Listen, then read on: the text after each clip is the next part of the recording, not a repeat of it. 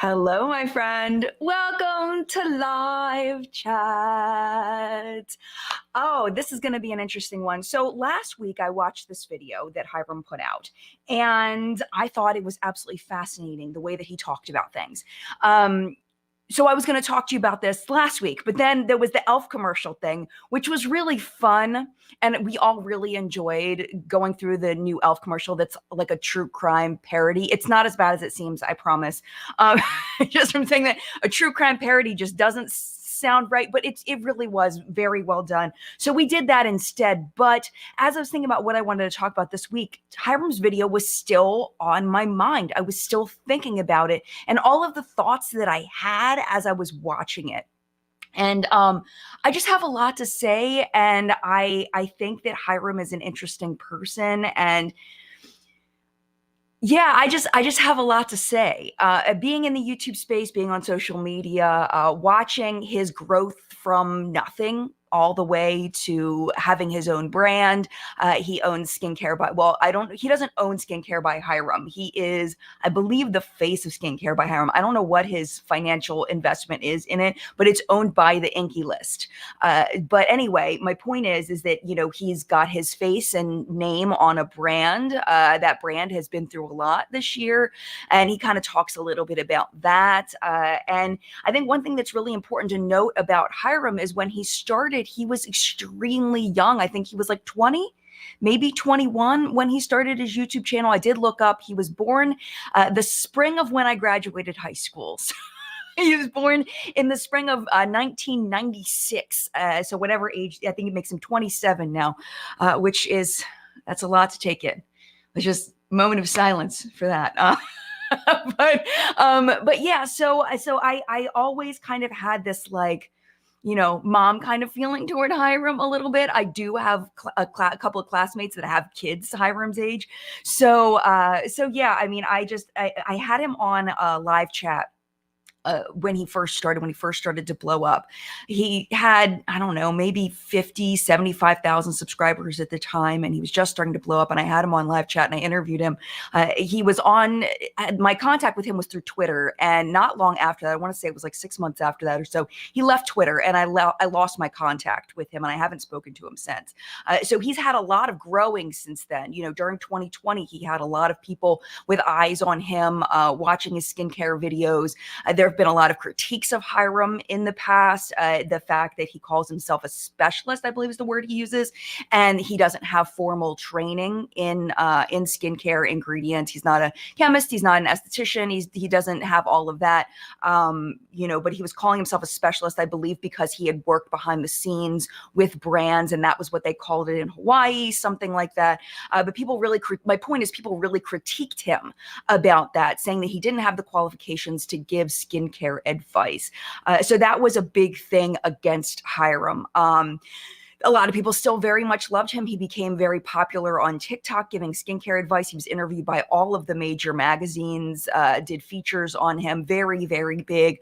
Skincare by Hyrum launched, and then things just kind of teetered off for him. And things kind of slowed down quite a bit. But it's very interesting to hear his side of things.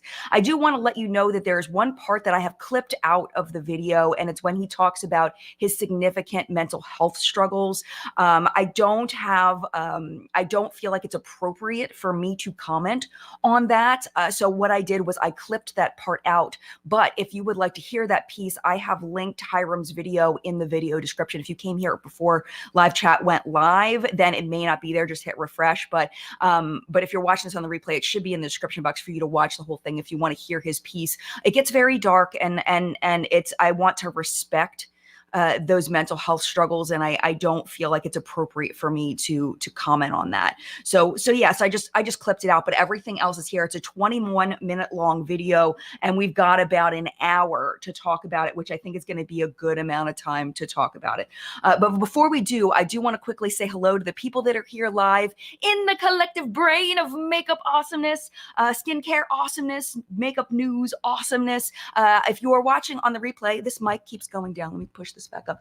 If you're watching on the replay, they should be over yonder. If they're not, and you're on your phone, turn your phone so that it is horizontal, and you should see them pop up. All right, so let's say hello very quickly. Hello, Cynthia. Good morning to you. Hello, Crystal. Happy Sunday.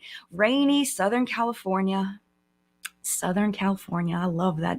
Southern California. It's so pretty down there.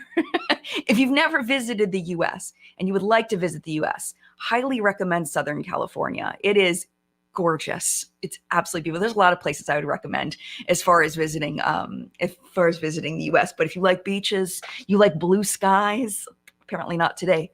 Southern California. Oh, it's so pretty down there. Roya, good morning to you. Good morning to Kim. Happy Sunday from rainy Vegas. If you like lots of lights, but you don't like the crowdedness of New York City, Las Vegas, highly recommend that city as well. Really beautiful, especially at night and all the shows and everything. You don't even have to gamble. People think you have to go to Vegas to gamble. You don't have to go to Vegas to gamble. We never gamble. I gambled one time back in all the way back in 2007. 2007. I did a little gambling in Vegas. I lost about $50, but that was a choice. But I did get that feeling that I wanted to try to get my money back, but I was like, no, I'm not doing it. But yeah, that's an offside story about Vegas. But my point is I don't gamble in Vegas. We mostly do shows. We walk around. We see all the things. It's a beautiful, really fun city, but very different than Southern California. I'll tell you that. Hi, Teresa and the rest of the moderators. Hello. She says, I hope you all are doing well and staying warm. I hope you are well and staying warm, Teresa. Teresa's in North Dakota, and I cannot even imagine what the deal is there. We are covered in snow here in Maryland. We got, I don't know, I want to say about 9-10 inches of snow, lost snow. So there's still a lot of snow out there. So hopefully, Teresa, you are staying warm and you are safe. And thank you to the rest of the moderators that are here. I saw Flory is here. Flory, thank you for being here. Steph and Audra, if you're here, thank you so much for being here. I think John might be listening in as well. Thank you for keeping our chat a nice, safe place. Lana and Consuelo, good morning to you. Consuelo, good morning to you. Ms. Lavender, good morning. Monica, Gabrielle. Southern Oregon. Oregon's beautiful too. It's just totally different, man. You go to the coast of Oregon and it's like you can't go to the beach. There's no beach. It's just black rocks. But it's so cool the way the water splashes up on the black rocks. Like, oh, I love the coast of Oregon. All right, anyway, I'm leaving. I'm not leaving.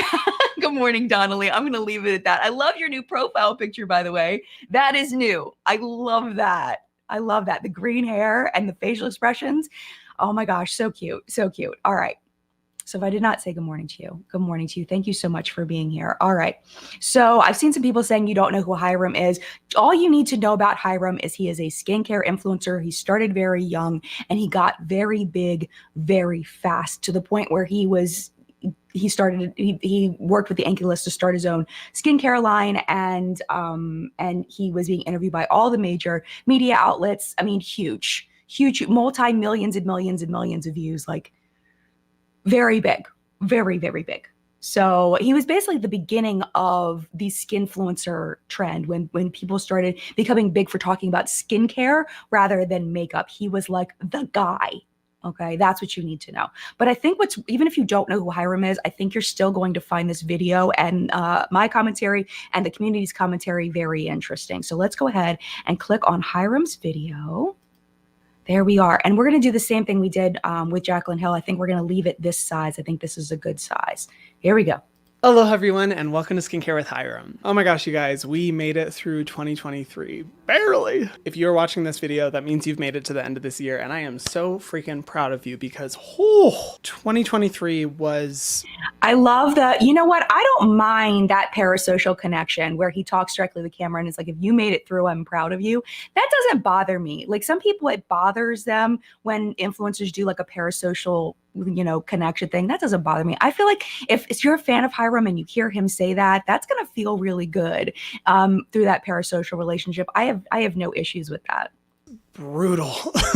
I've been thinking about making this video for a while. You guys know I always love to do like end of the year videos, and I've been debating back and forth for months about how much I should open up about in this video, because I'm just going to be honest, guys, 2023 was the hardest year of my life. I'm only going to open up about things I feel comfortable talking about, not about everything. I do want to keep some things private, but I do have a huge favor to ask as I film this video. I would love some advice from you guys. I have a few different things that I'm just...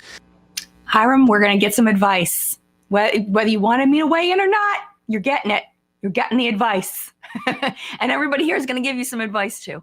Genuinely interested to hear your feedback, thoughts, and advice on, because homeboy could use it. As I get into this video, I do want to say that a lot of what I'm going to be talking about is mental health related, and just a trigger warning for anyone out there. I will be talking about some darker topics. And if you're currently on your own healing journey, please protect your peace, protect your mental health. That is most important. I just want to say that this video, I'm going to be getting really deep and just sharing a lot of what's happened this past year that I haven't felt comfortable talking about before. And so I'm going to... So like I said, I did cut the deepest parts out. If you want to watch the whole thing, again, link down below. Do my skincare routine as I talk to you guys, but here are some of my biggest lessons I have learned over 2023. Let's get into it. Okay, so I'm first going to go in with the serum. This is the Brad-Ceuticals Anti-Aging Face Serum, which uses stem cells to help repair damage in the skin. It's a really amazing formula, and I've really been enjoying the experience. So I'm curious about that, just that product in general. I've heard like mixed things about stem cells. The plant stem cells specifically seem a little more like animal stem. I mean, the thing is in order for stem cells to do a thing, you have to be the same organism. So I have heard there are some human stem cell skincare stuff. I don't know what that product is, but stem cells, I need to look more into stem cell skincare because it seems really hokey to me, but I've heard good things. So I don't know. So I'm just going to start off by saying that this year was just kind of difficult across the board, from a personal life perspective, from a business perspective, mostly from a mental health perspective. It's just like kind of across the board, life was just like, oh, you thought you had it easy? Let me show you some midlife crises, bitch. The universe did not have an easy year in store for me, just for everything. But I'd say... And one thing I want to mention about that is that this is from the lens of Hyrum becoming this huge skincare influencer. And then after his brand launched, there was a lot of criticism of the brand. The fact that it was called Selfless, people thought that that was weird. I remember commenting something like, skincare is supposed to be selfish. You know, it's a time that you do something for yourself. It's your selfish time. It's your time where you take care of yourself. And I thought Selfless was really interesting, but the way he was going with it was that a percent of the money that is that comes in through the company goes toward it was different causes. And people were saying, you know, a lot of those, you know, 10% goes to this. They just jack up the price that much more so that they can afford to give to these charities.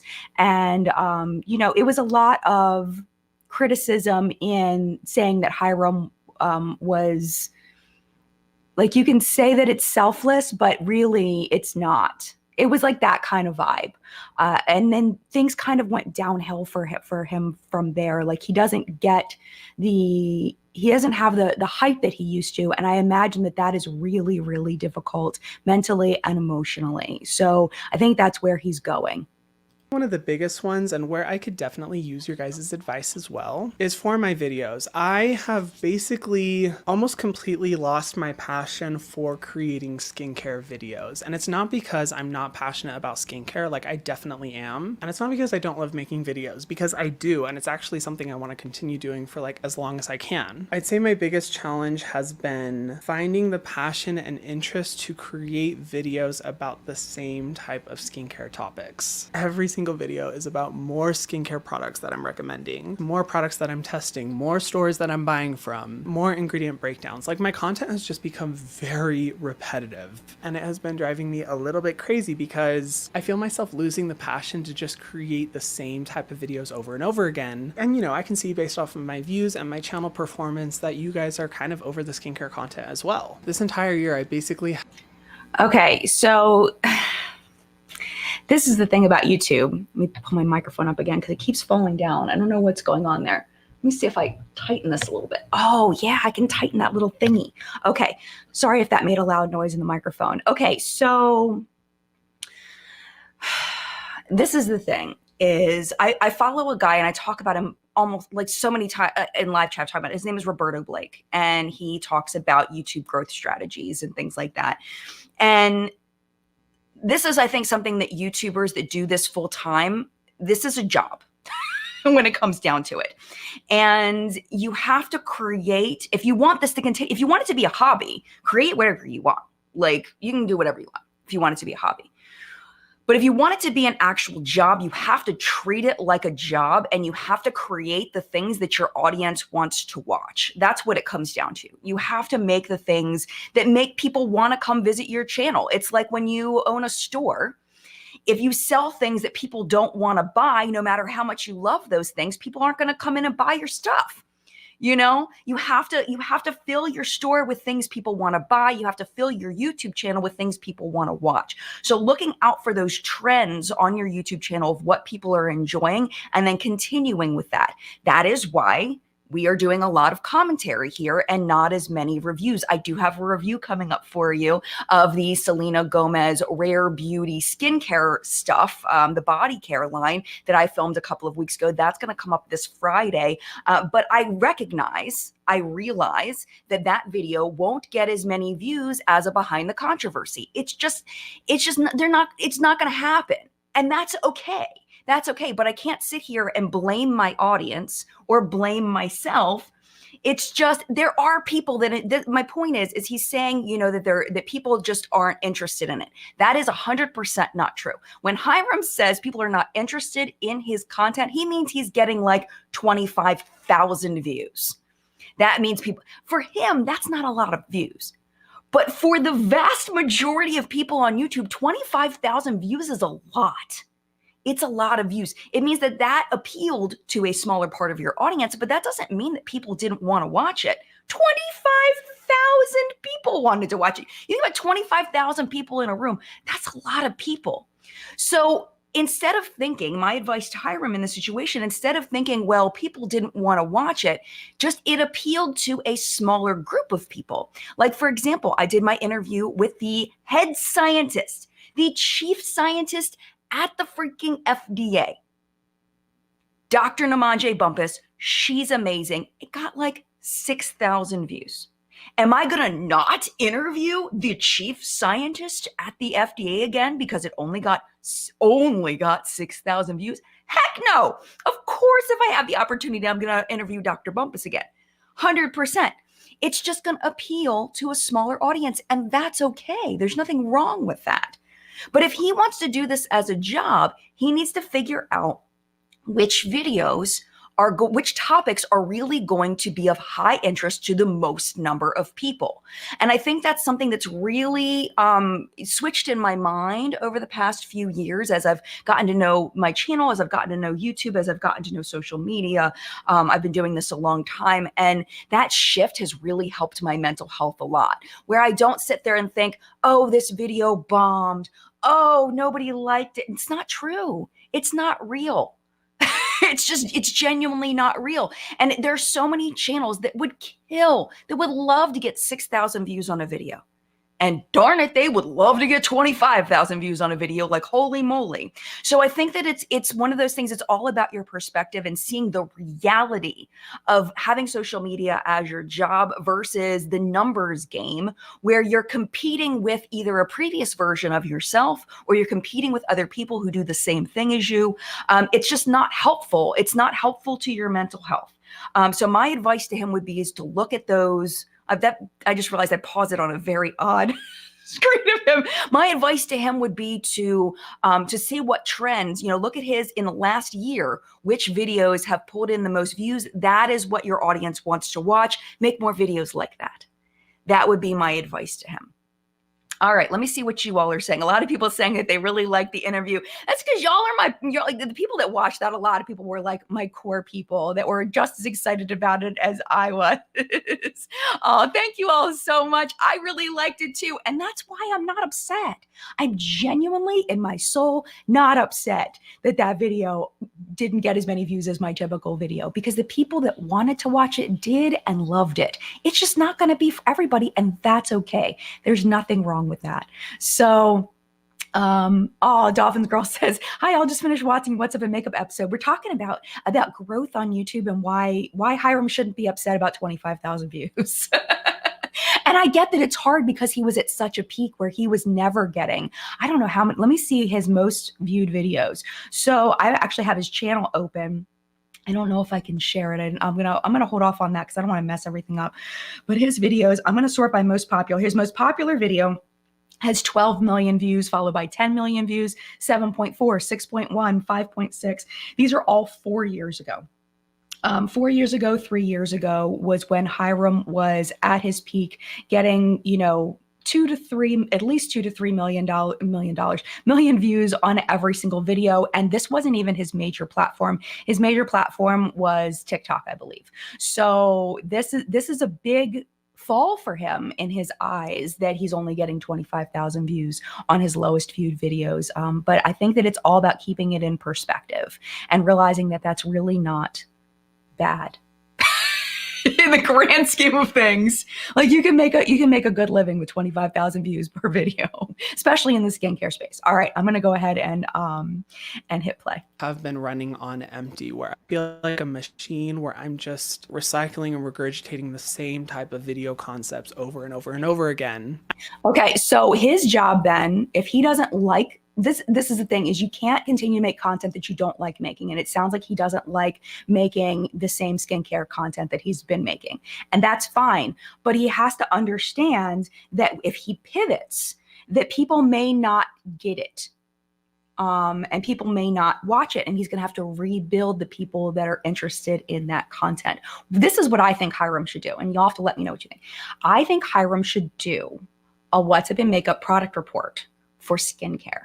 I think that he would crush on that. If he went to Sephora, just Sephora and Ulta even, just Sephora and Ulta, and found the newest skincare, picked out like 10 things, maybe even 5 things of the newest skincare launches. He looked at the ingredient list and he said what he personally thought. I think he would do amazing, because even though Hyrum does not have a formal education in skincare, he does know a lot of things. 9 times out of 10, I personally, from my informal, my informal degree in Googling, I agree with him 9 times out of 10 from the things that I've read in professional papers and things. Basically, Hyrum and I in skincare, we've pretty much been educated the same way. We know cosmetic chemists, we know estheticians and dermatologists that we can consult with, but we are not formally trained. So I usually agree with Hyrum on a lot of the things that he shares, and I know a lot of people really appreciate his perspective. So I think that even if he just did that, I think that he would do amazing, and he wouldn't have to buy anything. He wouldn't have to actually physically try anything. It's just looking at the ingredient list and saying, this looks really interesting, or this doesn't look interesting, or this has been done before. I think you could get this cheaper here. Like, he has so much knowledge in his head from doing skincare reviews for so long that I think that he could do really, really well with that. That would be my biggest advice. And I don't think it will be necessarily as boring, because it's new products every single week that he'd be talking about, instead of just saying these are the best cleansers, you know, once a month or whatever. So yeah, I mean, that would be, I think, an idea that he could do really, really well with. But I don't think he should continue to make content that he doesn't enjoy, but also understanding that if it's a job, like if you don't like selling a certain product in your store, you can take that product out, but just know that people are going to come back and look for that product and say, why don't you sell X anymore? That's just the way that it is, but it's his store. It's his channel. He has to decide what he's willing to sacrifice. And I know it may seem obvious to just be like, Hyrum, why don't you just create different types of videos? I think the challenge is that I always want to make videos that you guys will find entertaining, informative, that add value to your life, you know? And every time I've tried to make a video that is even just slightly varying from my classic skincare content, like product reviews, ingredient breakdowns, product testing, I get like barely any views on those videos. It's like, no, dude, you're not getting barely any views. You are, for you. You need to add the caveat for you, because that's still a lot of people that are interested in that content. Just, you know, just so you don't, basically I'm trying to tell him, don't feel so bad about it. Like, it's okay. It's all right. Even just like, oh, it's just a little bit less. Like I'm talking barely any views. And of course, views aren't everything, but my goal is always to make content that you guys will find really enjoyable and that you want to watch. Okay, and this is the other thing I want to mention about this is the number of views directly correlates with how big your sponsorships are. I'm going to say that one more time. The number of views you get directly correlates with the monetary amount you can get from a sponsorship, how profitable your sponsorships are. So the only reason, in my opinion, why views matter is because of money specifically. That's the only reason why it matters. You make more in AdSense, you become more marketable to brands, you look cooler when you get more views, you get more social clout. That's why people want views. So I can see why, because we need to put money on the table. No matter what you say, everybody wants to make money. Every person wants to make money. People say, oh, they only do it for the money. Well, yeah, everybody wants money because money helps you to buy the things that you want. And money helps you to buy your groceries and pay your bills and also maybe move to a nicer place or to buy something that's a little more expensive. Yes, people want money. I don't think that that should be something that we demonize. It's what you are willing to do for that money. That's where I think it gets icky, is what people are willing to do, whether people are willing to take advantage of people in order to get money, whether people are willing to step on people in order to make money, stuff like that. But the actual desire for money, I don't think is a bad thing. I think we all want money, is what it comes down to. So he doesn't directly say he wants more views in order to get more money. But I'm sure that has to be a factor somewhere. I haven't talked to Hyrum since 2020 maybe. So I don't know. But like 25,000 views for him is barely any views. He's not going to be able to get the same kinds of sponsorships and opportunities with that many views. It's just not going to happen. So he wants to figure out how he can rebuild himself, is what it seems like. This whole thing is about, how can I rebuild my channel? How can I rebuild my platform so that I can get back to my former glory? I think that, like I was saying, the way that you do that is you think about what your audience truly wants to watch. You take the evidence from your actual videos and you just make more stuff like that. That's it. You figure out at the core what your audience wants to watch. What's the common thread in the videos that get more views? Clearly, I'm not doing something right. And this entire year, it's just been It's not that he's doing something wrong. It's not wrong. It's just appealing to a smaller group of people. Pattern of me brainstorming new ideas for videos that don't completely revolve around skincare, seeing that they don't work, and then reverting to the same type of content that I've always made. I can just feel it through the screen. I know you guys are tired of the same skincare content. I feel like a lot of you guys have your skincare routine figured out, and I think that is great. That was always my goal in making my videos. And of course, I still want to integrate skincare into any type of content I make. But this entire year, it's just felt like this guessing game of trying to like guess what you guys want to see, guess what you guys are interested in. That's not. It shouldn't be a guess. Use the data. Use the information you have. It's not a guess. I guarantee you, if he actually looks at his videos, it's not going to be a guess. It's not going to be. It's like when I look at my channel, it's not a guess. I know which videos are going to do it. I knew my Beautylish Lucky Bag wasn't going to get the number of views. Number one, some people just don't like to see kids in a video. Number two, some people just don't care about the Beautylish Lucky Bag, but it appealed to the people I wanted it to appeal to. And that's okay. It's all right. It's totally fine. I know if I do a behind the controversy, it's going to get 4 times as many views because that's what my audience loves. They love the commentary. They love to hear what the tea is, the drama, what's happening in the industry. That's what not everybody, but that's what the biggest number of people who watch my channel want to watch. But don't discount that people still want to watch that skincare content, because there are people that still want to watch it. It's just a smaller group of people.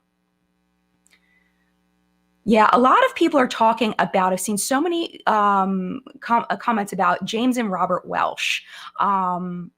Yeah, so this is the thing. SJ says, I love the Welsh twins, and neither claims to be an expert, but they have a ton of experience, knowledge, and passion for what they do. They also make videos fun. And I think that is a huge reason why James and Robert are doing so well, is because they're very transparent about that. I mean, Robert is a trained makeup artist, but James straight up will say, I am not a professional. Like, and I think that's really important. I think that's something that Hyrum did in order to grow, was to really play on that skincare specialist thing, where people were like, you grew off of something that wasn't true. Even though I think he does have some logic for saying why it's true, but I think to the vast majority of people, he is not a specialist. And I think that's, in the end, it doesn't matter what's really true. It matters the perception of truth and lie is what it really comes down to. And whether it's actually called a specialist in Hawaii, I don't know. It doesn't matter.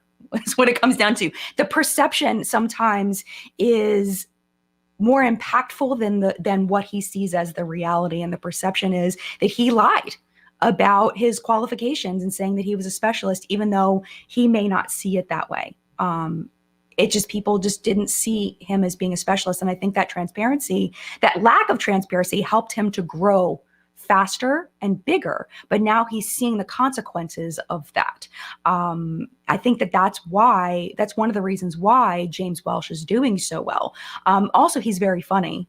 I think both of them are very funny. They're very entertaining. They have great sense of humor. They have lots of knowledge. They have lots of experience trying the different products, just like Hyrum does. But I think that's one of the big differences, where I think Hyrum took the short road by saying that he was a specialist when most people would say that he's not. And I think that he's seeing the fruits of that now, unfortunately for him. But yes, I'm big fans of the Welsh twins. I think that they do a wonderful job, and I love that they're transparent, and I learn a lot from both of them. But you've noticed that both of them are kind of veering off of doing, like Hyrum saying, both of them are kind of veering off of doing just, like, Robert isn't just doing product reviews. James isn't just doing skincare reviews. They're both doing, like, almost like behind the controversy kind of thing, like the rise and fall of, or, the history of certain brands, stuff like that. And that content does very, very well for them. So Hyrum just needs to find the thing for him that is going to attract more eyes, if that's what he wants out of his channel. On skincare related, but inevitably. Oh, you know what I just realized?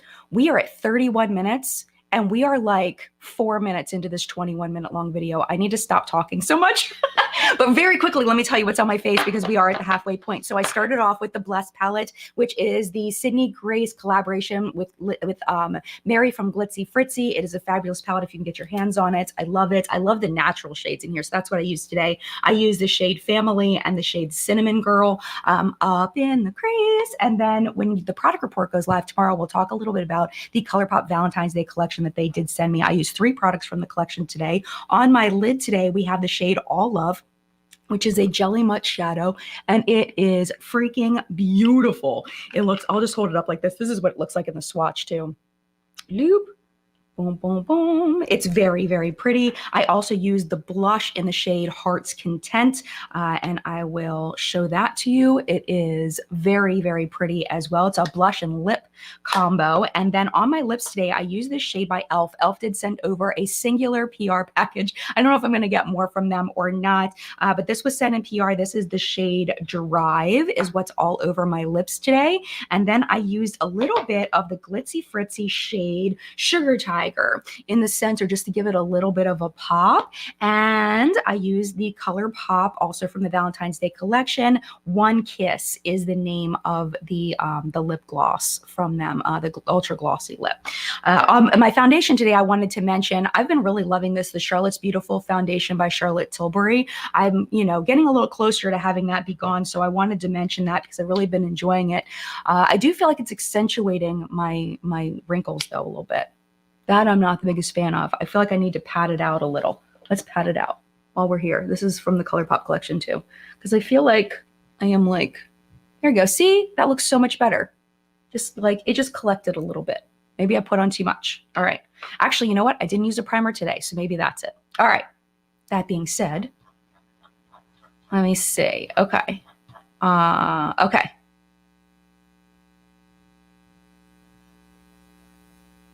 Trying to see.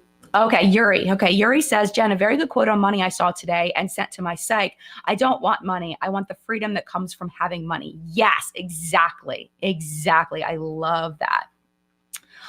Okay, Lami says, I couldn't see the palette. Okay, so sorry. There it is.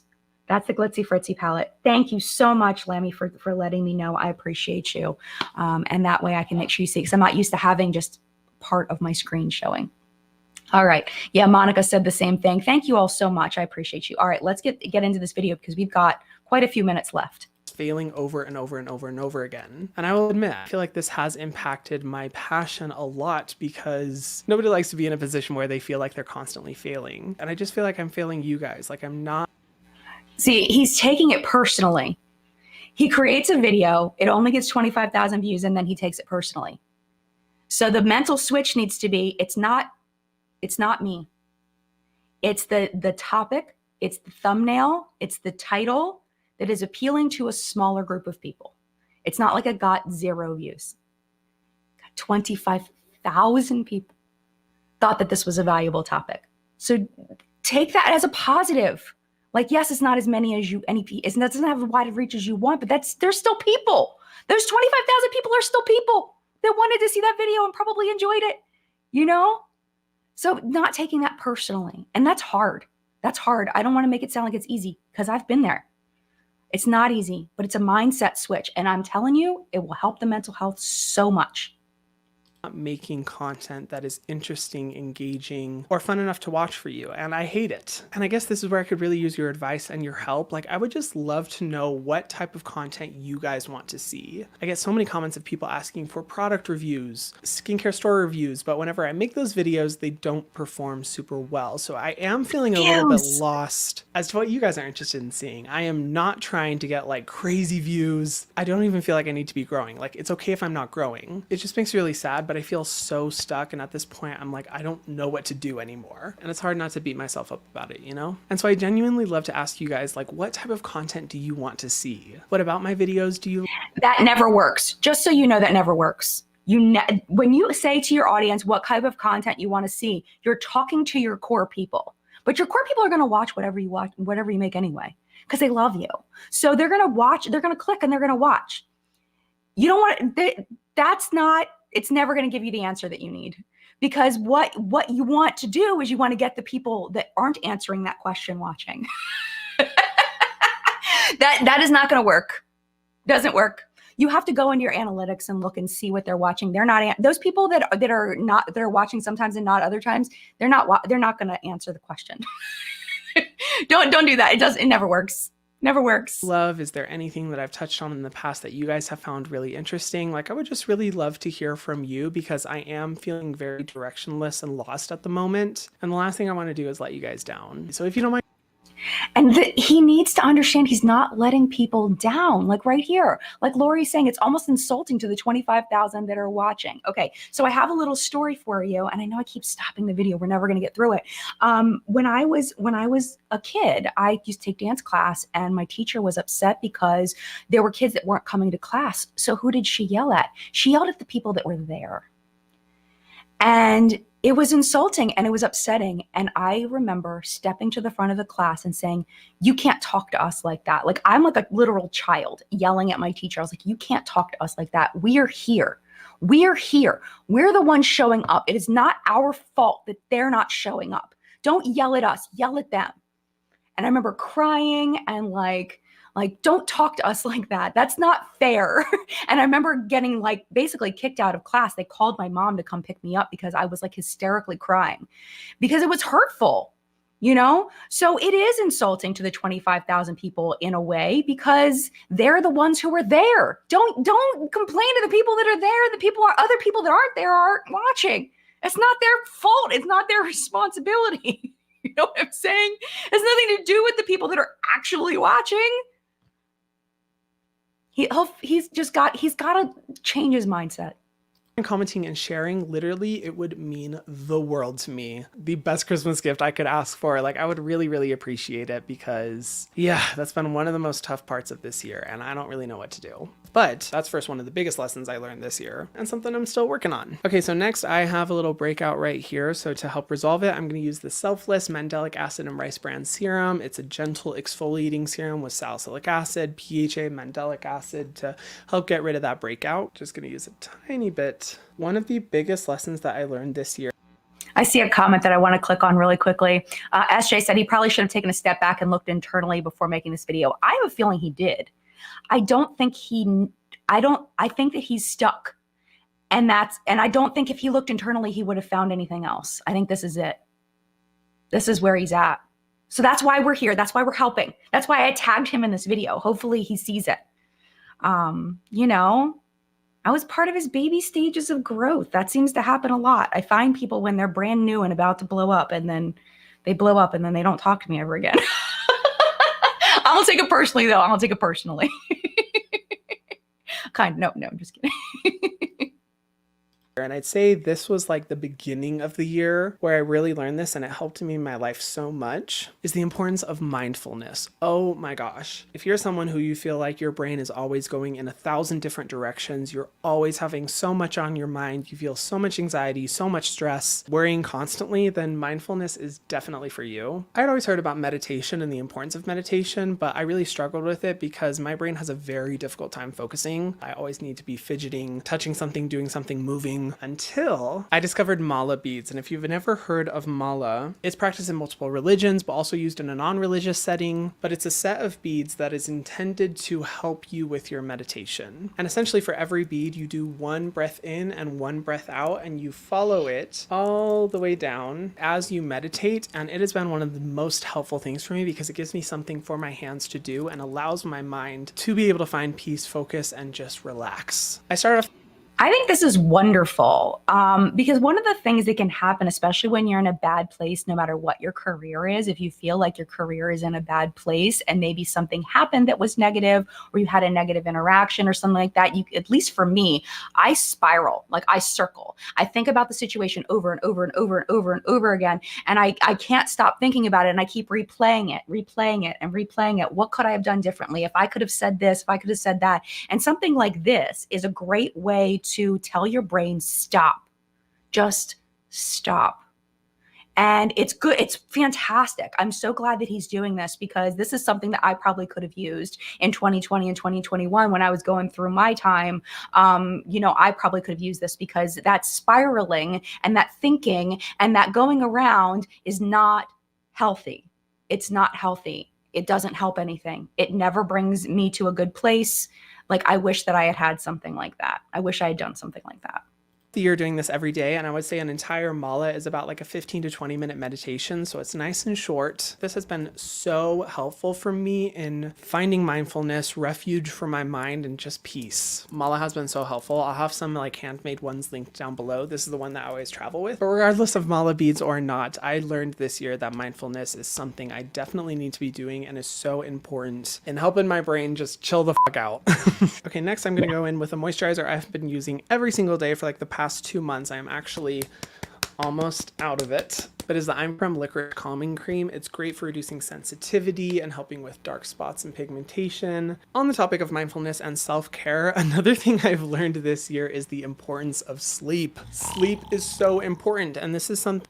I just want to pause real quick and click on this comment. Beautiful Mess Official says, I feel like a lot of people watch YouTube as an escape from what they deal with day to day, thus gravitate toward positivity. Yeah, I think that too, but I do think that that's very true, that the creator themselves needs to have an air of positivity, but your content does not have to be positive in order to draw people in. I think that it's more the attitude of the creator being positive versus being angry or upset, and people are probably feeling that from him through the screen, that he's not happy with his content. People are smart, man. People are in tune. People can sense body language. And if they can see that you're not into what you're doing, they're going to be turned off and they're not going to be as into it. If you're into it, they're going to be into it. Like it's that energy that you put out into your videos, I think, that bring people people in. And I do think that people gravitate toward positivity. They've had a long day and they don't want to deal with their mess or their things or whatever is going on in their lives right now. They want to use YouTube as an escape. And I think that being that place of escape is something that Hyrum was really good at. And I'm hoping he'll be able to get that back. Thing that I never learned ever since I was in high school until this past year. I would average about 4 to 5 hours of sleep a night. I was pulling multiple all-nighters every single week. I just always thought of sleep as an afterthought and honestly kind of an annoyance. I was always that person that's like, oh, why do we have to sleep? Like, I could be productive during this time. I could be working on other things. And this year, I am the same way. I used to be like that when I was younger too, but the older you get, it's not so good. It's not so good. I don't know if it's an age thing or what, but I agree with them. Sleep is very, very important. My body was like, okay, bitch, this whole no sleep thing, we're not letting you do it anymore. I think it's also just because I'm getting older, but I'm so proud of myself to say that this year I pretty much got a full night's sleep, as in like 7 to 8 hours every single night. And while I will say I didn't necessarily notice a huge impact on like my mental health, my physical health, it definitely helped a lot because over the past few years, I feel like I was constantly sick. I always had the cold. I was getting fevers and flus every month. And I was always so annoyed. I'm like, oh, I'm always sick. Why can't my body get a break? And I learned this year that it's because I wasn't getting enough sleep. And this year I feel like my health has. Yeah, definitely. I'm not, John actually introduced me to this. So you might have seen me wearing this in my videos recently. It's called a Whoop. I talked about my Whoop sleep mask in my Beauty's Lucky Bag video a little bit, but this tracks your sleep to the point where it tells you how much, like it tracks your heartbeat. So it tells you and gives you a breakdown of how your sleep was for the night. And like, it even tells you what time you need to go to bed in order to be at your best, to just get by, all of that. This has really helped me a lot to really understand my sleep. It's kind of unnecessary, like really just go to bed, like that's free. But if you want more detailed and you want to, because it's not cheap to do it, there's like a monthly membership to it. But if you're in the market for something like that, I've really been enjoying my Whoop for that. And I think that Hyrum would probably enjoy like tracking his sleep and seeing how it's really helping him to do well and to be great. Like my friend Audra would say, it helps you to be great when you get good sleep. And if you don't, it's definitely a lot harder. It's a lot harder. Been so much better. And now I have learned the importance of just getting as much sleep as you can. I promise you will not regret it. And it's also like the best thing for helping to prevent premature aging. So there's another thing. It's not the best thing though. Sunscreen's the best thing, but it does help, but sunscreen's better. One of the reasons this year was the hardest year of my life is I felt like it was the very first time that I basically completely lost hope for life. I feel like throughout my chaotic childhood and the most difficult years of my life, I always held on to hope that life would get better, that I would find happiness, or not even just happiness, but just feeling content with my life. Like that was always my beacon of light that like guided me through my darkest moments. And it's a very surreal experience to be able to get to these goals and dreams that you've worked on for so long, only to realize that the emptiness is internal and no external circumstances, no checked off bucket lists, no personal or financial goals are going to lead you to that satisfaction and contentment within yourself. And I think that one of the problems with Hyrum's journey, and one of the things that's probably more difficult for him than most people on YouTube, is that he hit that high peak. He really was the top of the game for skincare influencers. In the middle, like Felicia's saying, Felicia says Hyrum was popular during the COVID lockdown. I think that he transitioned well after that. I don't think he transitioned well after that. YouTube views overall just aren't as high as peak COVID views. Oh, 100%, Felicia. You are right on where I'm trying to go with this. The thing is, it's like YouTube is like a video game in a way, and you're trying to get to the next level, right? Have you ever played a video game and you're trying to get to the next level, and then like I'm sitting here thinking Super Mario Brothers in my head, and then you get to the boss battle and then you get knocked backward and you have to start over and replay that same segment over and over again. It can be exhausting. And imagine getting to the final boss at level 100, right? That's where Hyrum was when he started his skincare line, right? I mean, when I say his skincare line, I'm talking about it was owned by the Inky List, but it was, his name on it. That's the final boss battle, right? Like that's what everybody wants. He's at the final boss battle. It didn't go probably the way that he had hoped. Imagine getting at level 100 and then you're knocked back to level like 40. That is hard. Knowing you have to rebuild all of that, that is hard. That is really hard. And it's emotion. I have to start all the way back from level 40. Like, are you kidding me? Some people would kill to be at level 40. Like, oh my gosh. Like, I'm never going to get, like, I feel like I'm kind of at level 40 actually, but it's taken me almost 12 years to get to level 40. He just started in 2019 or something. You know what I mean? So it's like, from an outside perspective, it's like, dude, you're doing fine. But from an internal perspective, that is painful to get knocked back that far and feel like you have no more goals. Like, what is my goal, to get back to level 100 at the boss battle? Is that my goal? Or is there a different path that I want to take to a different boss? I don't know. But I can imagine how frustrating and upsetting that is to be here and get knocked to here. Like, you're still here. But it's upsetting to lose all of that, to feel like you've lost all of that. And it takes a toll on your mental health. Absolutely. 100%. Totally get it. It's painful, but you have to understand you're still at level 40. Like, you didn't go back to 0. You're still at 40. Like, figure out what path you're going to go on to get back to the final boss, whoever the final boss may be. You know what I'm saying? That's kind of where I'm at on it. I don't know if you guys have heard of the term arrival fallacy, but whew, I learned what that was this year, my God. And I want to talk about this topic gently because I don't want to be insensitive or ungrateful at all. I am so freaking grateful for all the incredible opportunities and dreams that I have been able to achieve from having this job. It is so amazing and I am truly so grateful. However, I feel like for the majority of this year, I truly just felt completely hopeless, where I was kind of like, well, I don't even have anything to work towards anymore. Yeah, because he already got to the final boss battle, right? So it's like, what do I have left to work for? And it's such a young age. That's the thing. It's such a young age. That's hard, man. That is so hard. Like, I get it. I totally get it. But it's figuring out, okay, that happened. I got knocked backward. I get knocked down, but I get up again. Like, it's got to be that. Chumbawamba it, Hyrum. Chumbawamba. You know what I'm saying? Like, Chumbawamba, man, you got to get knocked down and get back up again. And he could choose a different boss this time, but you got to get back up. Get back up. You've got this. You know what I'm saying? Yeah, exactly, Dawn. Upsetting, but life has ups and downs. 100%.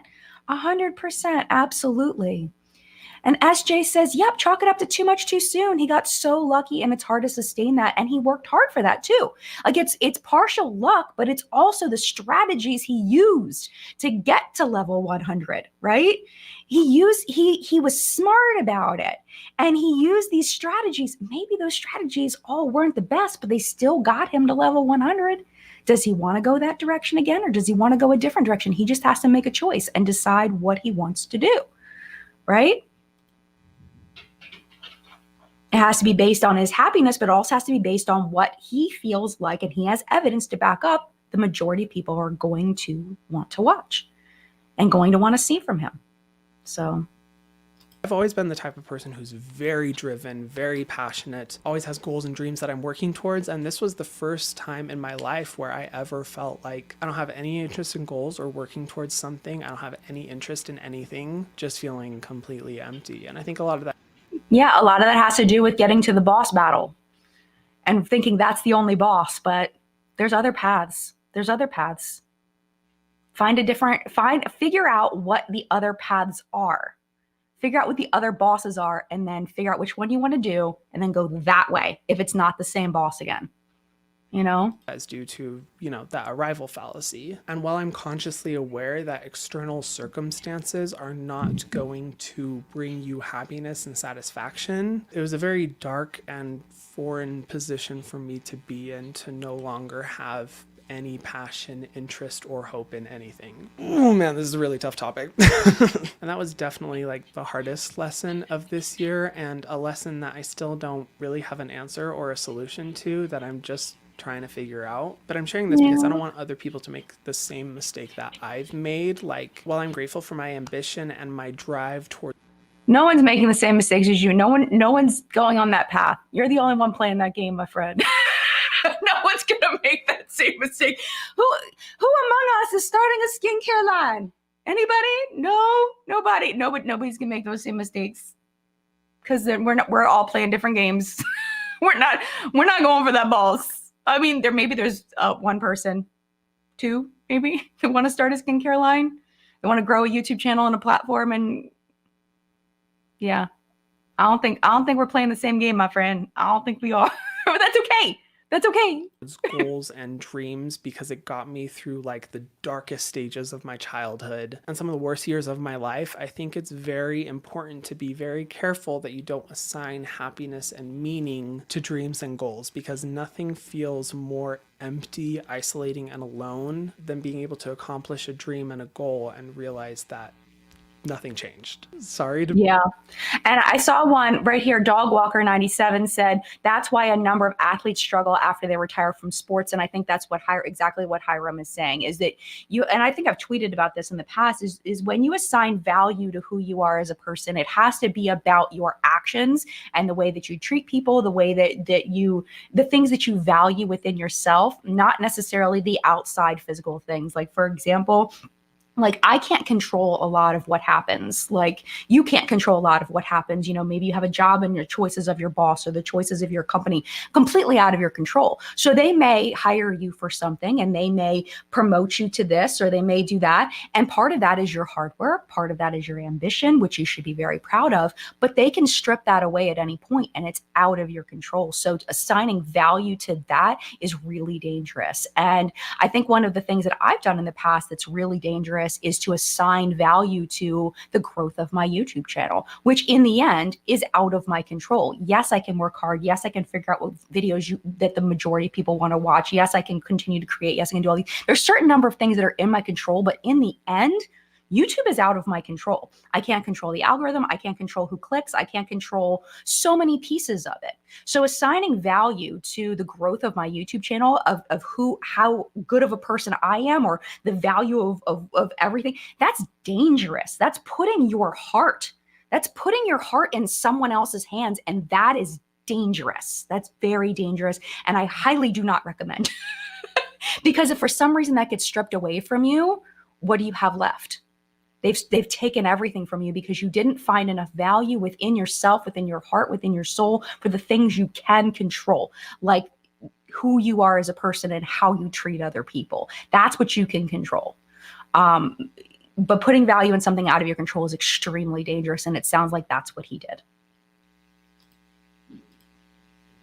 Be so bleak. I don't want this to be like a therapy session, but I feel like that's a very important lesson, and one thing I want you guys to just be mindful of so you don't make the same mistakes that I have, and something I'm still trying to figure out. But if there's one thing I believe in, it's taking things day by day. Yes. Figuring things out as you go, and that's what I'm doing. Okay, so Absolutely. Next I'm going to go in with this moisturizer. Sorry, it feels kind of weird to be talking about a skincare routine with such deep topics, but such is my channel. I'm going to use the Skin Fix Triple Lipid Barrier Peptide Cream on my cheeks because I'm in Colorado and it is dry winter zone here. And I think... Okay, so I just noticed we have still about 10 minutes left of this video to watch. So moderators, if you cannot stay, it is no problem at all. I don't want you to, to feel like you have to stay. If you can't, it's totally okay. We're going to be running over probably by about 20 to 30 minutes. So if you can't stay, that's totally okay. Thank you so much for being here. If you can stay, wonderful, thank you. But if you can't, I don't want you to, feel like you have to stay, because we're probably gonna run about 30 minutes over. I learned about myself this year is that I have become very self-conscious and overly mindful about what other people think and how they perceive me. And I'm not gonna lie, you guys, I really think a lot of it has to do with having a life so visible online. I look back at like my old videos and I'm just like, wow, I truly did not give a fuck. I did not care what other people had to say. And I think a lot of it was due to like me not really mentally connecting the dots that real people watched my content. It's very hard to explain, but seeing a lot of my growth and a lot of you guys start to watch my videos during the pandemic, where I was just alone in my room making videos, like it was very easy for me to not really like care about what other people were saying or how they were judging me until I started like meeting a lot of you guys in person, which, don't get me wrong, is like my favorite part of the job. I love meeting you guys in real life, but I think Meeting you guys every single day has slowly but surely made my brain be like, whoa, people actually watch my content. These are real people commenting these hate comments and spreading this negativity and always having something negative to say. Obviously not the people that I've met in person, but just Okay, so I had kind of an opposite journey on that one where I was hyper aware of each individual person watching my channel, and I slowly recognized. So he's talking about hate comments, and that's something that I have struggled with, did not realize that was going to be part of my journey when I started, that I was going to have people come to my channel and attack me, that I was going to have, Reddit threads talking about me negatively and saying about how bad of a person I am and all that. I did not know that was going to be a thing. I started YouTube in 2006. I started this channel in 2012. I had no idea that was going to be part of my journey, but it is. And this is what I have taken away from that there are real people that don't like you. There are real people in this room right now, live, that don't like Hyrum. Okay.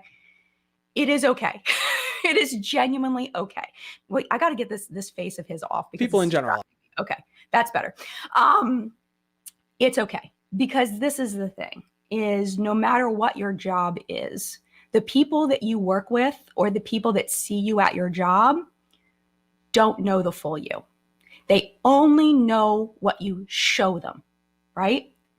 Then they are going to take what you show them and develop an opinion, right? Sometimes that opinion is going to be positive. Sometimes it's going to be negative. Sometimes it's going to be accurate. Sometimes it's going to be inaccurate, because it's not the full picture. And you think about a puzzle, they have certain pieces, but they're never going to have the whole thing unless somebody lives with you, unless someone talks to you on the daily or on the weekly, and you really get to know somebody, those people in your life that really know you, that know your soul. Those people have the puzzle, right? But people that are online commenting to Hyrum these horrible things, they know pieces of him, but they don't know the whole thing. So it's his job, if he wants to have good mental health, this is my opinion from what I have learned, is to think about, okay, what pieces of my puzzle do these people have? What pieces do they have? And what pieces are they missing? What pieces do they not know about me that may change the picture for them if they just knew these pieces, right? And say, okay, and accept that some people are just never going to care what the rest of the puzzle looks like. They really just want to focus on the pieces that they know. And they're not going to care about what the picture actually is, what you feel the picture actually is. They're just going to go with what the pieces they know and run with it. And that's just the way that it is. But also taking responsibility and saying, okay, I put those pieces out there for the world to see. I'm the one who did that. I put those pieces out there, and they're judging me based on those pieces. So what am I going to do in the future to make sure that I put out the pieces that are the most representative of who I am, right? Maybe that was a piece of me from that period of time. With Hyrum, it's, calling himself a specialist. A lot of people knock him for that. That was a piece of him that he put out there, and people judge him for that. That was his choice to do that. But understanding that's one of the things people judge him about. And if he wants to change that, then he needs to put out different pieces so people can get a better picture of who he is. Some people won't care about the new pieces. Some people won't attend to that. They'll just have their judgment of you from way back when, and they don't care what the new pieces are, right? But some people will see more of you and will respect you, but it's up to that individual person. It is not my job. It's not Hyrum's job to try to convince people to like us. Not our job, not our responsibility. It's not my business. People are going to have whatever opinions they want to have. And if I'm not going to try to convince anybody to like me, and he shouldn't be trying to convince anybody to like him either. It's not our business. It's not my mind. It's not my life. All we can do is put out there who we are, and whatever pieces, people can make a judgment on what they think. That's just the way that it is. It's just the way that it is. And holding on to those people that you feel really get you. And people that seem to have more of the real picture of the puzzle, the puzzle picture. Holding on to those people and letting other people go. Just letting them go. It's okay. It's okay. Just let them go. It's all right. It's okay. Yeah, Luna Lust says, just jumping in here, but I stopped watching him because he was too repetitive. And he was talking about that a little bit earlier. He feels like his content's too repetitive. I learned a lot about skincare for the first time when he got popular, but I stopped needing his advice and his opinions. And I feel like there is a good section of his audience that's like that. And he acknowledged that. So what I think he needs to do is pivot and give new information. Figure out a way to get new information. And one of the things, if you weren't here for the beginning, one of the things that I was saying was to do like a what's been makeup for skincare, pick out a few brand new skincare products and educate people about them and tell them, you know, what you think. Give opinions based on the ingredient list. I think that that would be great for him to do, to kind of freshen up his content every single week and talk about things that are happening in the skincare industry. I think he would do great with that. Oh, I see Audra is here. Hi, Audra. Hi, my friend. Audra says, oh, coffee. Thanks for the reminder. Oh, that's awesome. I ran out of coffee, Audra. I'm out. All I have left is coffee grinds at the bottom. Oh, no. What happened to my chat? It disappeared for a second, but it's back. Yeah. And this is the thing, Amanda. Amanda says, I'm almost 50 and I just now started not caring what others think. And I want to be clear. I do care what people think. I absolutely do. But at the same time, oh, I didn't mean to do that. At the same time, I have to let some people go and understand it's not my responsibility to change their mind. That's up to them. It's not my business. But I am sad. I do get sad when I think people have a different perspective of me that I don't think is accurate. It makes me sad. And I think it's going to continue to make me sad because that's my nature. But I'm also okay with letting people go now. Where before I felt like I had to convince people to like me. No, you don't understand. That's not really who I am. Like, you know, people can accusing me of things that it's like, where'd you even, like, that is such a reach. Like, that's not even close to who I am. And I felt like I had to explain that to people to try to convince them. I'm done with that. I'm done with that. It's not my job. I'm just going to keep being me. If you like me, fine. If you don't like me, that's fine. I just let people go now. But it will make me sad. It'll continue to make me sad when it comes down to it, which is fine. You know, it's fine. And hopefully he gets to a good place with this as well. I feel like my brain did not connect the dots. And slowly and surely over time, I found that I've started to care so much about what other people think of me. I'm constantly overthinking everything that I post online to the point that the majority of like my content ideas and things I want to post just never end up being posted because I'm constantly worrying about what people are going to say. I feel like I've... And the thing is it's like, okay, so which part are you worried about? Like, what is the part you're worried about that people aren't going to like? Don't do that then. If it's not a good representation of who you are, then don't do that. But if it is a good representation of who you are, then do that. Do those things. And if people don't like it, fine. It's fine. It's fine. Let people not like it. But don't not make content because you're worried what people will think. If it's a good representation of you, then go do the thing, do all the things. Definitely started to internalize a lot of the online negativity that I see, where in the past I would get tons of negative comments and not even bat an eye. But nowadays, even if I just see one negative comment, it like wrecks my self-esteem. And not only has this really negatively affected me as a person, but I feel like it's also affected my content a lot. I feel like I'm just not as authentic and it's just not as fun for you guys to watch. And I feel like a lot of us out there have struggled with self-esteem issues in the past. Like, it's hard to mentally block out when someone is talking negatively about us. But I have noticed this year that it started to... But I think one thing that's really important, especially on the internet, besides Andy saying bless and release, I think it's important to recognize that they don't know you. They don't know you the way you know you. So if they're criticizing you for something that you know is not real, it's legit not real, it's not who you are, that's not a valid criticism. But if it is something, but you have to understand, where did they get that from? Is that something you need to take responsibility for because they got that from somewhere? It started somewhere in some kind of grain of truth. What was that thing? Don't do that thing again if it is not representative of you. But other than that, just put out there if it's you. Affect me a lot. And something I definitely need to work on. Like, I need to focus more on building my own self-esteem, feeling better and more secure about myself so that I don't let negative comments and negativity online affect me so much. So if y'all have any recommendations of things that have worked for you to help build your self-esteem, I would love to hear them. I'm all ears. Okay, next up, I'm gonna go in with the Bliss Block Star. Hopefully my advice was helpful. That's where I'm at. SPF 30, one of my favorite sunscreens. I mean, it's gonna get dark in like 30 minutes, but Yeah, I'm gonna apply it anyway. On a darker note, a big lesson I learned this year is that when life gets hard and you're not prioritizing your mental health, you can slip fast and far. It can turn into a downward spiral really, really fast. Okay, so this is the part that I clipped out where he talks about specific struggles that I didn't feel comfortable commenting on. I don't have personal experience with his struggles that he talked about. I just didn't, I didn't feel like this was an appropriate piece for me to include in this particular commentary video. But if you would like to watch the whole thing where he talks about these really deep and dark struggles, full video is down below. We are at the 14-minute mark.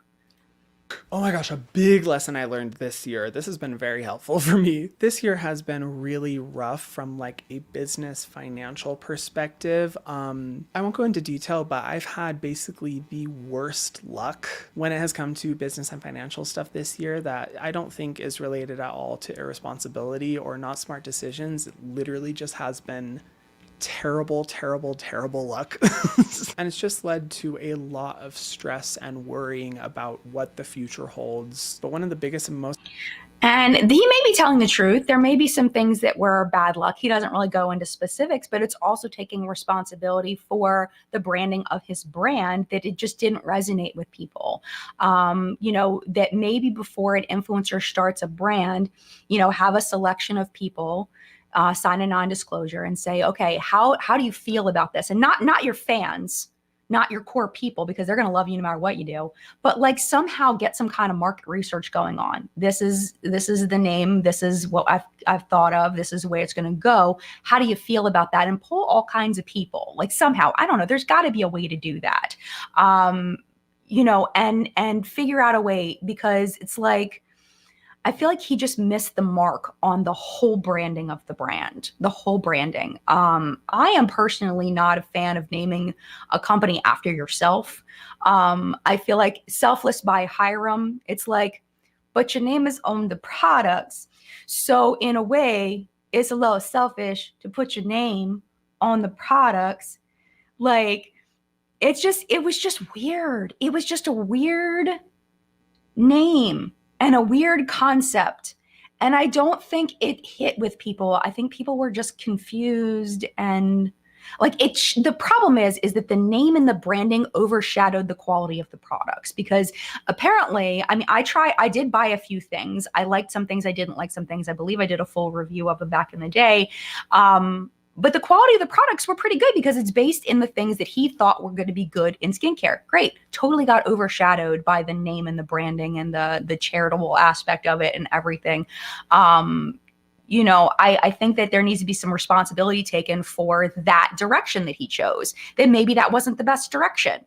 You know, and how do you fix that? I don't know. I'm not a business person. I have no idea. So yeah, I mean, I don't know. I don't know if just saying it's bad luck is accurate, because I think that there were choices made as well that need to be, you know, looked at, evaluated, and then switch it up. Different direction, different boss, something. I don't know, something different. Yeah, Dawn says he puts too much information out there. And I think that one of the things that's really hard about YouTube, putting too much information out there, is that that's what YouTube was built for. That was the purpose of YouTube, was too much information. That was the goal. That was the whole reason for YouTube existing. It was broadcast yourself. So it's hard to find that line of too much information, not enough information. I think that line can be different for different people. I personally don't think he's giving too much information, but I can see where people who are more private than I am, I mean, I live my freaking life on the internet. I think people more private than me would see this as too much information. I don't. That's just an opinion, but I can totally see that perspective, 100%.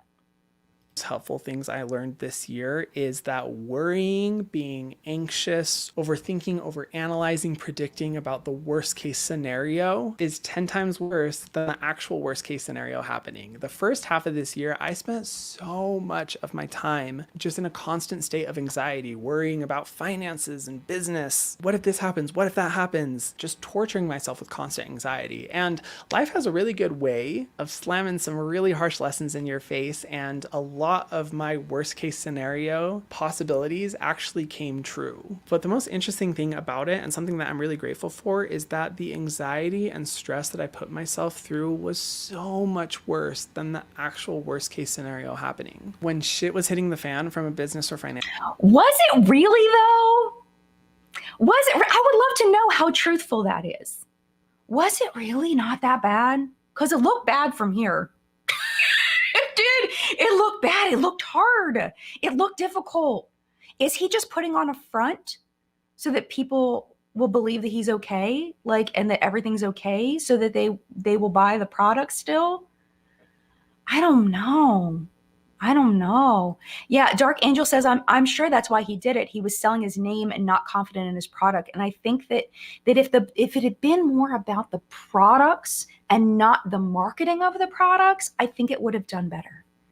I do, because I think that that's what people really want in skincare. They want the products to do what they say it's going to do. And that's why Hyrum and all the skincare influencers started. That's why I started looking at ingredients, because I wanted to know, based on the ingredients, do the products do what they're supposed to do? And he's saying the products do what they're supposed to do, but that wasn't the focus. It's like, I think he thought that, this is my thought, I think he thought that that because of his name, of course people would know that the ingredients are going to do what they're supposed to do, of course. So we don't even need to worry about that. Let's just worry about the branding of it and the marketing of it, because they're just going to sell because people trust me. But they didn't. There wasn't enough focus on the products being excellent. That's why the Inky List succeeds in the first place. That's why the Ordinary succeeded in the first place, is it was a focus on the ingredients and that the products are going to do what you say they're going to do. And then I feel like he just kind of disappeared after that launch. Maybe I'm inaccurate, but I feel like he just like disappeared, especially from YouTube. I don't know about TikTok.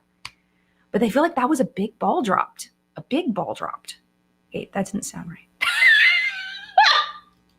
Oh my gosh, I need to stop. Okay, I'm stopping. Financial perspective, I kind of had a surreal moment where I was like, oh, this actually isn't as bad as I thought it was going to be. Like, really?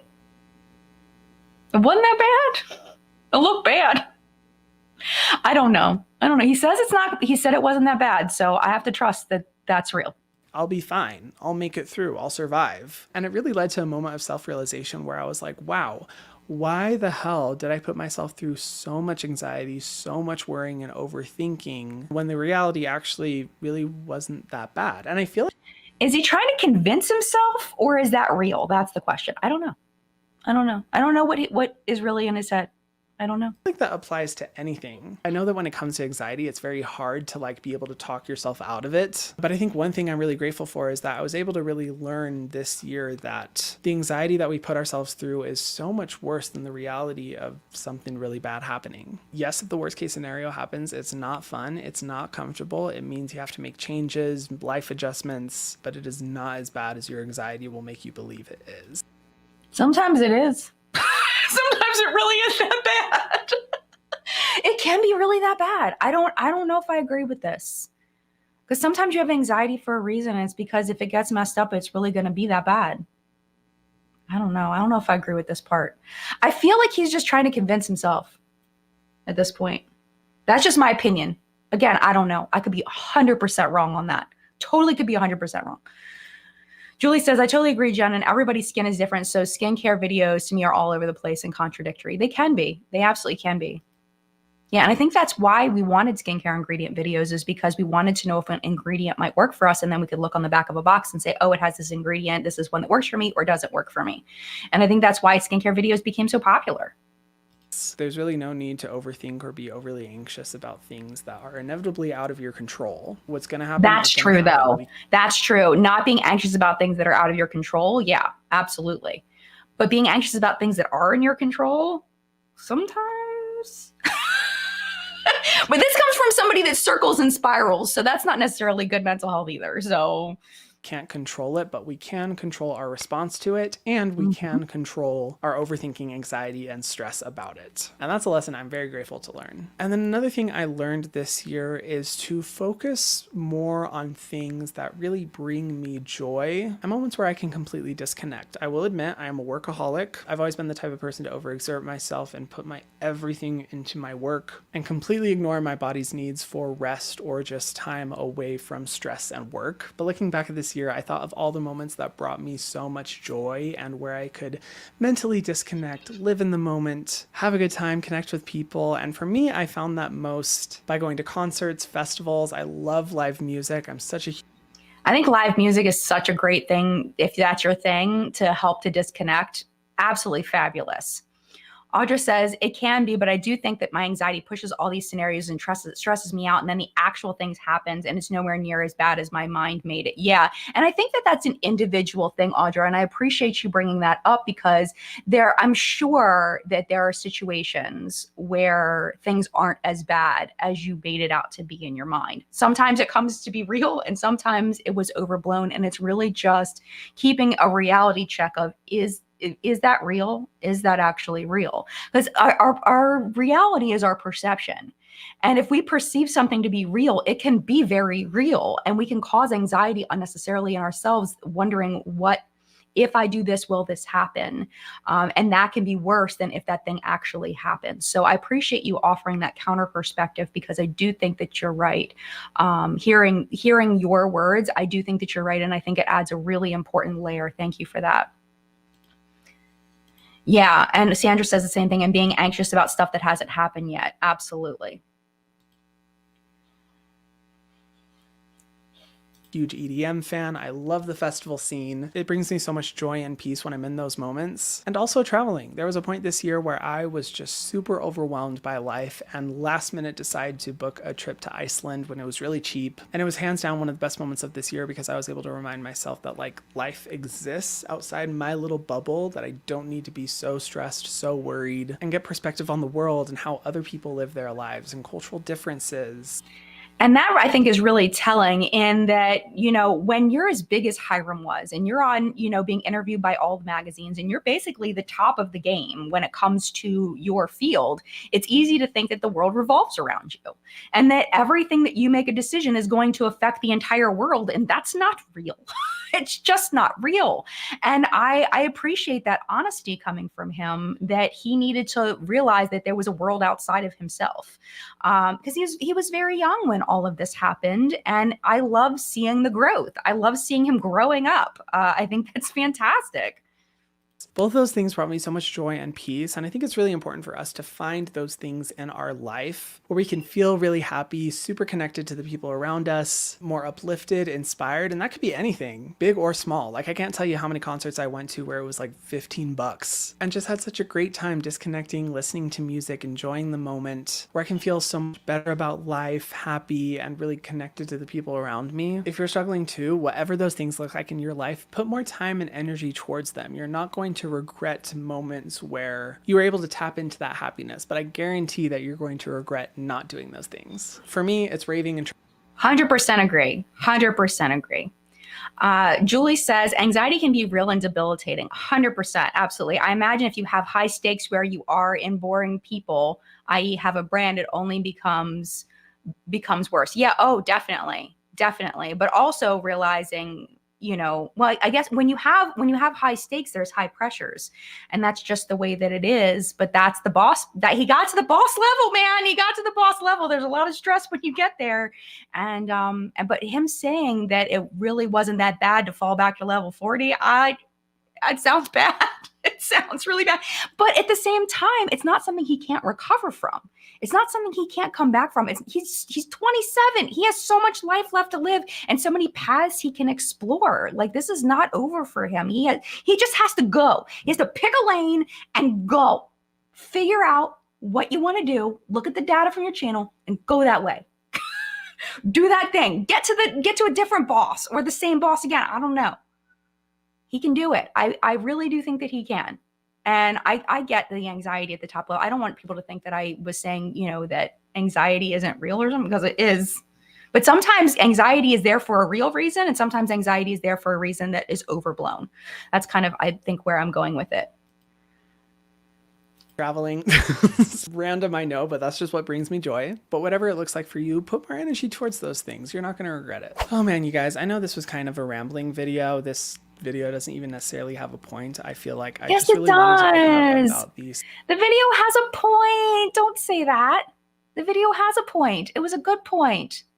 Things, because it just has not felt good to put on a happy face for my videos and pretend that everything's okay when in fact it has not been okay. I know that for a lot of us this year was absolutely brutal, and I don't want to jinx 2024 by saying that it's going to be a better year, but I know for me, I always like to look at challenges that I faced in life and find the lessons that I learned from them and apply them to my future self. It will never be beneficial or helpful to beat yourself up over things that happened in the past, and specifically things that were out of your control. And the best thing you can do is learn from those lessons and move forward stronger and more empowered. And that's what— Yes. I love that piece. I love that so much. Yes, absolutely. Now, this is what he needs to do, though. He needs to internalize that. Like, really believe it. Not just say it out loud because it sounds good, but really believe that, like, in his soul, because the beginning of the video was not that vibe. I think he knows it. It's just internalizing it, because the whole beginning of the video was not that vibe. So I hope he's able to pull that advice that he's giving other people in for himself and help it to benefit himself, because I feel like that's what he really needs. I'm really trying to do at this moment. I will say the end of this year has been on a— Okay, hold on a second. I see a comment that I want to say. Okay, this is really important. Patsy says, Jen, clinical anxiety disorder is really different than typical anxiety. Oh, 100%. It can't just be talked down. It's not an issue of just get over it. I'm not saying this is an issue, but maybe it is. I hope that I hope that that is not what you thought I was talking about. Clinical anxiety disorder. I do have loved ones that have diagnosed anxiety. It is not. I agree with you 100%, Patsy. That's not what I'm talking about at all. At no point in this video was I talking about clinical anxiety disorder. I want to make sure that I'm very, very clear on that. I was talking about situational anxiety, that everybody at some point or another has situational anxiety. I am 100% not talking about clinical anxiety disorder. I want to make sure I'm very, very, very clear. That is a totally different topic that we have not touched on even for a second until now. So I want to make sure very, very clear. Utmost respect. Bit of an upturn. Things are looking up, they're looking better. So I'm trying to focus on the positivity, not overwhelm myself with all the negativity. But more than anything, I hope that if you also had a rough year, know that you are not alone. There are so many people who had a really rough time this year, but it's never too late to commit to being better, focus on the positive, and learn lessons from all the shitty moments that life throws in our faces. And that's what I'm trying to do. I also want to end this video by saying I will be taking a little bit of a break in January. I still will be posting, but I'm just going to take a little bit of time for myself to kind of honestly just detox and collect myself from just the chaos that this year has been. I think I really need it for my mental health. I also really want to take time away to kind of focus on what my future content is going to look like, which is why I would really appreciate any feedback you guys have for what type of content you're interested in seeing. And also, I don't want to leave this video on a negative note. Lots of exciting things are coming next year, whether it's my brand, Selfless by Hyrum, or my videos. There's lots of good things to come. So Selfless by Hyrum is continuing, it seems, because I know that they were pulled out of, they were at Sephora or Ulta, I forget which retailer, they were pulled out of there, and people were questioning whether Selfless by Hyrum would continue. It sounds like it will, which is very interesting, and I'm curious to see where that goes next. And my advice would be, because he asked for advice, focus on the product. The quality of the product that is going to be amazing for people, that needs to be the focus, not the whole, like the charitable and all that. Like, that's great. That's a side note. That is like, that is just on the website somewhere. Like, keep doing it, but that's on the website somewhere. The focus is on the quality of the product. And if people dig enough, they can see that there's a charitable aspect of it. That's my opinion. That's my thoughts.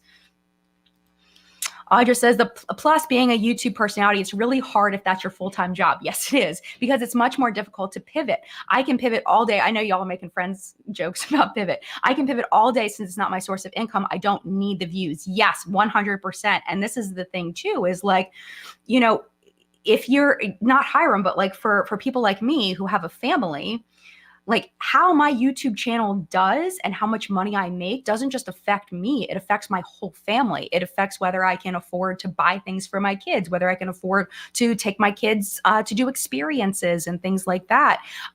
You know, the house that we live in a beautiful house thanks to the jobs that my husband and I have chosen. And, you know, if we don't do those things, if we don't have success in our businesses, it doesn't just affect us, it affects our kids too. So, you know, it is hard when you're relying on something that's so unstable like social media. Social media is extremely unstable. It's really not a job I recommend to everybody because the instability is a little stressful. Like you never know what's going to happen. Like I literally never know how much money I'm getting paid every month. I could get paid like January is going to be, even though I'm getting more views in January than I did in December, my pay from AdSense is about half because just the AdSense revenue, how much advertisers are paying is about half. And that happens every January. It's just the way that it is, but it's unstable and it's stressful for some people, especially if you're a single person and you live in a place and you got to pay your bills, but YouTube isn't paying. Like it can be very, very stressful. So yeah, it is really hard when it is your full-time job, 100%. And it's more difficult to pivot because you don't know whether the majority of people will be interested in that pivot or not. That's why I was saying earlier, what I think is really important for Hyrum specifically is to look at his data and look and see if there's a common thread between the videos that are appealing to a wider audience. That's where he needs to go. That's my opinion. But I just wanted to finish off this year with some vulnerability and authenticity and just letting you guys know what's going on in case any of you guys have been struggling with something similar. We got this. Let's stay strong. And yeah, guys, Happy New Year. I hope 2024 is amazing for all of you. Thank you so much to everyone who has watched my videos this year. And if you're specifically watching this video right now, you guys truly have no idea how much you mean to me. And I know this video was a lot of negativity, but I think it goes without saying, all the positivity, all the love that you guys have constantly shown me on my channel. It is something I am eternally grateful for, and just, yeah, I just love you guys so much. Thank you for always being there for me. I'm going to be reading every single comment I see on this video, so feel free to leave a comment, and yeah, love you so much. Happy New Year. Mwah. All right, so that was Hyrum's video. And, you know, it really, a lot of the things he talked about really resonated for me. A lot of things really hit me as someone who does this full time as a job, you know, and seeing his rise from just starting all the way to being the top of his industry. And I wish nothing but the best for Hyrum, honestly. I know, you know, people are really, can be very harsh on the internet with the puzzle pieces that they have. And, you know, I think that when you are in a situation, it doesn't have to be social media, but when you are in a situation where you feel like people misrepresent who you are, I think you have a little, at least I do. I'm going to speak from my perspective. I have a little more empathy for people who are disliked on the internet because I know I'm disliked. And I feel like a lot of the dislike toward me, some of it is I get it. And some of it I don't, because I don't think it's based on who I really am. So I think it takes me a long time to say somebody's not a good person. And I'm criticized a lot for that. Like, for example, today on my video, I talked about how I'm excited for Tati and that I am a Tati fan, and people are roasting me over it. You know, I stood up for Marlena. I think that Hyrum's a good person. These are all people that are widely disliked by a lot of people. And I feel like the more I've gotten to know people, like I know Marlena personally, I've talked to Tati. I've met her a few times, but I don't know her personally. I haven't talked to Hyrum in years, but what they've shown me, the puzzle pieces they've shown me, show me that they're good people. And not everybody has those same pieces. So I think that's why I have more empathy for people like Hyrum, because I know what it's like to be judged based on an incomplete picture. And I don't like to do that without evidence. You know, somebody mentioned, well, you expect people to, what was the comment? Something like, you expect people to be okay with you supporting Tati, but you don't think it's okay for people to support Jeffree Star or James Charles. And it's like, okay, but the things they have shown us as who they are as people, to me, that's enough of a picture for me to be absolutely not. Absolutely not. If you DM children, naked pictures, if you are racist, if you say horrible things about non-binary people, I'm sorry, that piece of the puzzle is a deal breaker for me. Yeah, I think that's different. I think that that's different for me. But it's not my right to tell anybody, you shouldn't be a fan of blah, blah, blah, blah, blah. It's not my business. It's not my business. But I'm going to choose who I think, based on the puzzle pieces I see, are good people. And I think that Hyram's a good person. He seems to be a good person. Has he made some odd choices that I've kind of been like, yeah. But I don't think he's a bad person, and I wish nothing but the best for him. I do. I hope things go well for him. If I ever see a piece of the puzzle that shows me something different, then my opinion will change. But as of now, I think that he's a good person, and I hope that he does well. I hope whatever path he chooses, whatever boss battle he's going after, is successful for him. And with that being said, thank you, Cynthia. Jeffrey who? Thank you all so much for being here. And thank you to the moderators that were able to stay. I know Flory was able to stay. If you weren't able to stay, a thank you to you as well. I appreciate y'all being here. I hope you enjoyed this live stream. And yeah, see, Sandra, I'm with you. You can't put Tati and James in the same bucket. I believe that's who you're referencing. I don't think so either. So yeah, apples and oranges. I agree. But everybody has to decide where their line is based on the puzzle pieces that they can see. And if you think Hyram's not a good person, that is your right. If you don't wish well for him, that is your right. Like that's not my business. I'm just telling you how I feel. So that's kind of the way that it is. But yeah, I'm going to pop off here. I do want to let you know, one thing I forgot to mention in What's Up in Makeup is that there will be no What's Up in Makeup next week. There will be no live chat next week because I'm going to be out of town. I have a best friend and her name is Mary Lynn, and we have known each other for like 10 years and we are going on a trip together. We've never traveled together. We are going on a trip together for about 4 or 5 days. We've talked about going to Scotland, but that's not happening. We are going to Savannah, Georgia, and we're just going to go explore and just have fun. Just the two of us, and I'm excited. But she can only do weekends. She's still teaching occasionally. So she can't really go during the week where it's best for me. So we're going to go on the weekend. And yeah, so I just want to let you know there's going to be no What's Up in Makeup and no chat next week. And mad love to you. Have a wonderful week. There will be a video though on Friday, that Selena Gomez Rare Beauty skincare video going up on Friday. So I hope you have a lovely week. Mad love to you, and I'll see you soon.